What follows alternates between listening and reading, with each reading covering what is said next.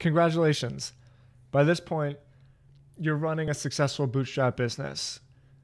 You've followed all the steps. You've done what you need to do to learn a skill, generate cash flow, build distribution, and make sales. Now we need to scale. Scaling basically means getting you out of the way. Scaling means setting up systems and processes that allows you to grow at an exponential rate.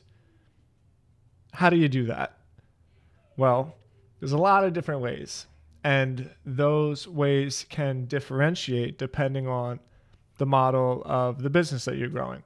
So for instance, if you're creating a blog, the way that you're going to scale a blog is going to be much different from the way that you're going to scale, say, a local brick and mortar business.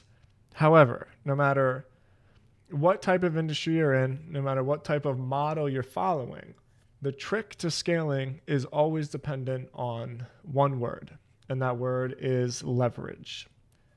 Everybody knows the concept of leverage from a physics standpoint.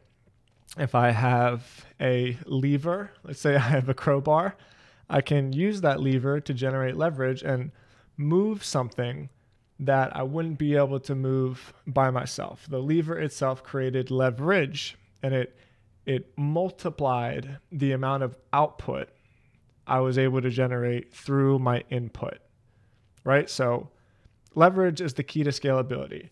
There's 4 different types of leverage. There's labor, there's capital, which means money, and then there's new leverage, which is code and media. Labor is the oldest form of leverage. There's been labor since mankind was first evolved into a species. And we're all very familiar with this. It basically just means you have people working for you. So if there's one of me, but I have 3 people that are working for me, I can do 3 times the amount of work as possible. So this can come as employees. This could also come in the form of production. And creating a production line is something that we all understand in terms of factories, like Amazon production lines, but this is also something that you can do in a media business. You can create a production line of code and of media to really, really multiply your leverage. So that's labor. Of course, there's capital. There's a phrase that I think is very pertinent in business, which is eventually every company becomes a finance company. So if you're successful enough and you're really starting to generate maximum revenues and maximum profits, well, now all of a sudden this excess of cash you have becomes an opportunity within itself. So you can use that extra money to make investments. You can use that extra money to buy other companies, to buy out shareholders of competitors, to just use the money itself to multiply your growth at a rate that you wouldn't be able to do simply by growing one sale or one product at a time. And now with the internet, we have code and we have media. And this is basically a fancy way of saying mass distribution, because code and media keeps its value over time. And in fact, its value will grow over time because the amount of work it takes to replicate something digitally is basically 0. So if you make one video online, that video can continue to generate views and sell products for an infinite amount of time, theoretically. You can get an infinite amount of views and an infinite amount of value from that video. Let's say you create a SaaS product or you create a digital product. Well, you create the product once and then you never have to create it again. And this is much different from traditional product sales where, let's say you have a t-shirt. For every t-shirt you sell, you have to create a new t-shirt.